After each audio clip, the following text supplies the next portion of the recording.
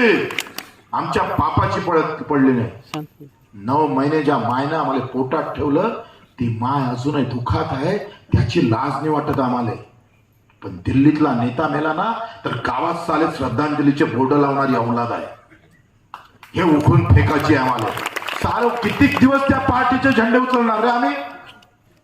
कायचे जास्तीत जास्त काय भेटणार आहे तुम्हाला? जिल्हा परिषदचे तिकीट, पंचायत समितीचा सदस्य, आणि त्याच्यासाठी गुलाम करून ठेवलं आम्हाला. त्याच्यासाठी आम्ही सगळे बर्बाद होतो, वर्ष बर्बाद होत आहे. काँग्रेस आलं, राष्ट्रवादी आलं, भाजपा आलं, भेटलं काय आम्हाला सांगा? 1 वर्ष सांगा. 75 वर्षाच्या स्वातंत्र्याच्या काळामध्ये एखाद्या शेतकऱ्याचं घर सुखी झालं म्हणून स्वातंत्र्यानंतर अजूनही आम्हाला नफा काय असतं हे माहित नाही. अत्यंत दुःखी आणि दुर्दैवी गोष्ट आहे आमच्यासाठी. लढणं शिकलो पाहिजे. हा छत्रपती शिवरायांचा महाराष्ट्र आहे.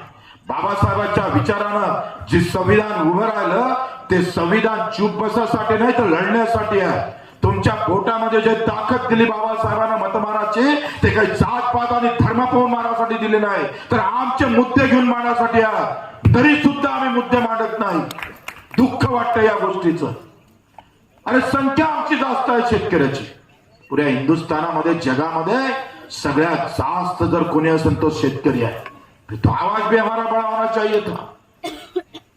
संख्या आमची जास्त, आवाज आमचा मोठा, आम्ही पाहतोय मेहनत आमची सगळ्यात जास्त, आमचा धंदा सुद्धा दुगणीचा. 1 दाणा टाकला तर 100 दाणे पैदा होतं, हे आमचा धंदा आहे. गुन्हाकारानं आम्ही चालतोय तरी खाट्यात का अरे? घाट्यात तुमच्या शेतीमुळे नाही, तुमच्या मेहनतीमुळे घाट्यात नाही, तर हरामखोर जे दिल्लीत आणि मुंबईत बसले ना, हे कलम कसायची औलाद आहे, म्हणून माझा शेतकरी घाटात आहे.